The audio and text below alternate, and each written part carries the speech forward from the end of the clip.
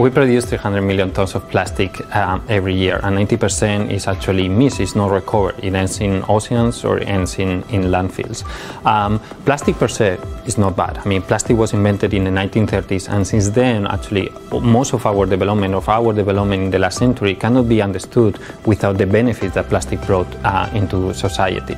The problem is actually also how society has become added to this material and the amount that we are producing and this lack of integration into the natural systems.